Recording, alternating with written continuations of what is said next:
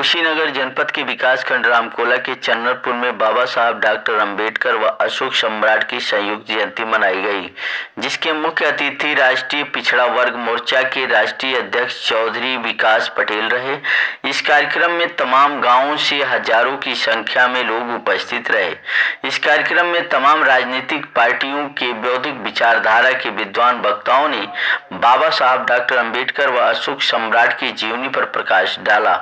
वहीं मुख्य अतिथि चौधरी विकास पटेल ने आरएसएस व भाजपा सरकार को आड़े हाथ लेते हुए कहा, हमारे पूर्वज की धरोहर पर गलत तरीके से कब्जा किया जा रहा है। आज भारत में लोकतंत्र खतरे में है। जब लोकतंत्र ही नहीं बचेगा तो संविधान कहाँ रहेगा। इसलिए हमें सावधान होने की आवश्यकता है।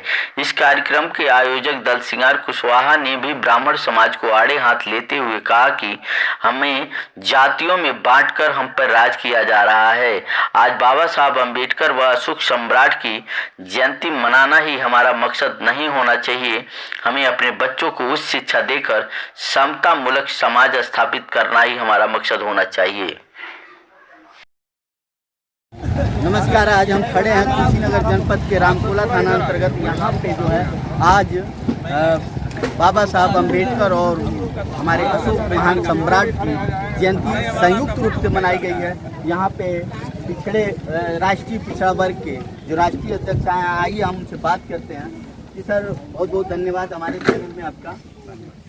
सर, जैसा कि आप लोग जिस तरह से आंदोलन कर रहे हैं, इस आंदोलन का क्या परिणाम होने वाला है इस सरकार में, क्या असर पड़ने वाला है? आंदोलन का परिणाम ये है कि हमारे लोग लगातार जागृत हो रहे हैं और लोग जागृत हो रहे हैं तो लोग जागृत होंगे, संगठित होंगे, तो इसके आधार पर जो हमारी गौरवशाली इतिहास और विरासत है उसको बचाने के लिए हम लोग लड़ रहे हैं और उसके आधार पर इस देश का शासक वर्ग, इस देश का मूल्यवासी बनेगा। जो बाबा साहब अम्बेडकर की सोच थी, जो जगदेव बाबू की सोच थी, जो काशीराम साहब की सोच थी, और जब हमारा मूल्यवासी इस देश का शासक वर्ग बनेगा तो भारत फिर से विश्वगुरु बनेगा, फिर से सोने की चिड़िया बनेगा। इसके लिए हम लोग, जैसा कि अभी देखने को मिल रहा है कि हमारी जो जनता है, हमारे जो समाज के लोग आज भी 5 किलो राशन के पीछे दौड़ रहे हैं, इस पे क्या? देखिए, दो प्रकार की विचारधारा है। एक बाबा साहब डॉक्टर अंबेडकर, ज्योतिबा फूले, छत्रपति साहू महाराज, पेरियार रामास्वामी नायकर, राम सिंह वर्मा, ललित सिंह यादव, जगदेव बाबू कुशवाहा, आर्यल चंदापुरी, ऐसे तमाम जो हमारे महापुरुष हुए उनकी विचारधारा है जो इस देश का शासक वर्ग हम लोगों को बनाना चाहते हैं। जो शासन में होता है उसको राशन थोड़ी देना पड़ता है, जो गुलाम होता है उसको राशन देना पड़ता है, जो शासन में होता है उसको राशन नहीं देना पड़ता। तो हमारे महापुरुष हमको शासन करती जमात बनाना चाहते हैं और आरएसएस बीजेपी वाले हमारे समाज को राशन लेती जमात बनाना चाहते हैं। तो समाज को ये तय करना है कि उसे शासक बनना है, शासन करती जमात बनना है या राशन लेती जमात बनना है। हम लोग इस बात के लिए लोगों को तैयार कर रहे हैं कि हमारे पूर्वजों का गौरवशाली इतिहास है, विरासत है और हम इस देश के शासक रहे हैं, तो हमें शासन करती जमात रहना है, राशन लेती जमात नहीं रहना है। तो हमारे दुश्मन हमको बना रहे हैं। तो ये बातें जहाँ तक हमारी नहीं पहुँच रही वहाँ ऐसी भावनाएं हो सकती हैं, लेकिन ऐसी भावनाएं कम हैं। इसका प्रचार वोट की दृष्टि से ज़्यादा हो रहा है। आरएसएस बीजेपी के लोग कुछ काम तो किए नहीं जो बता के वोट दे, तो यही हल्ला मचा रहे हैं। राशन दे रहे हैं इसलिए लोग वोट दे रहे हैं। आप जाओ राशन लेने वालों को बस तो वोट किसको दोगे? आप ही जाओ कैमरा लेकर, आपको पता चल जाए। बोलेंगे हम बीजेपी को नहीं दे रहे हैं। तो वोट ईवीएम से आ रहा है तो कुछ ना कुछ तो बताना पड़ेगा कहाँ से आ रहा है। तो कोई वो बता रहे हैं राशन से आ रहा, वो बता रहे हैं नहीं 3 तलाक का कानून बनाया तो मुस्लिम महिलाएं बहुत खुश हैं हमसे इसलिए दे रहे हैं। आप जाओ मुस्लिम महिलाओं के बीच में माइक लेकर पूछो कि बीजेपी को दे रहे हैं क्या। तो ये मूर्ख बनाने का धंधा है उन लोगों का, पहले से ही चला आ रहा, अभी भी बना रहे हैं। जैसा कि अभी किस टारगेट पे ये लोग 400 पार की बातें कर रहे हैं, ये भी मूर्ख बनाने का ही धंधा है। कैसे? जो लोग चुनाव हार रहे हैं वो 400 पार करना रहा है। अब आपको लग रहा होगा कि कैसे आप यहाँ कुशीनगर के किसी चौक चौराहे पर बैठ जाओ, माइक अंदर रख करके बैठ जाओ, फिर थोड़ा सा चर्चा छेड़ो, लोग खुद ही बोलना शुरू हो जाते हैं बीजेपी के खिलाफ। तो इसका मतलब क्या है? ये चुनाव हार रहे हैं। अब इनका तो संगठन है, तो इनको अंदरूनी जानकारी हो गई कि हम चुनाव हार रहे हैं। कार्यकर्ताओं का मनोबल गिरेगा। अगर ये जानकारी सबको पता चल गई तो बीजेपी आरएसएस के कार्यकर्ताओं का मनोबल गिरेगा। मनोबल बढ़े इसके लिए 400 पार दे दिया, तो इनके कार्यकर्ताओं का मनोबल बढ़ेगा, दूसरे के कार्यकर्ताओं का मनोबल गिरेगा कि तो चुनाव के पहले ही 400 पार दे रहे हैं, लगता है हम लोग हारने वाले हैं। तो अपने कार्यकर्ताओं का मनोबल बढ़ाने के लिए, विपक्ष के कार्यकर्ताओं का मनोबल गिराने के लिए ये 400 पार के नारे में फंसाने का मामला है, बाकी कुछ है नहीं। ये मूर्ख बनाने का कार्यक्रम है।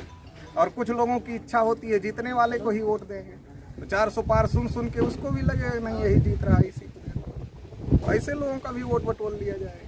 तीसरा, जो अधिकारी कर्मचारी हैं उनके ऊपर जब दबाव बनाया जाएगा वैसे वो दबाव में आएंगे नहीं। अगर उनको पता हो जाएगा कि बीजेपी हार रही है, जब उनको ये पता रहेगा नहीं जीत ही रही है, तो थोड़ा दबाव में भी आ सकते हैं। तो कई प्रकार की साइकोलॉजिकल इफेक्ट डालने के लिए ये 400 पार का नारा दिया जा रहा है। ये 400 पार का मामला कुछ नहीं है, बीजेपी चुनाव हारने जा रही है। अभी जैसे ईवीएम की लड़ाई आप लोग लड़ रहे थे, इस पे क्या होने वाला है? ईवीएम पर आज सुनवाई थी सुप्रीम कोर्ट में, अभी क्या हुआ उसके बारे में जानकारी नहीं मेरे पास, क्योंकि मैं कार्यक्रम में था।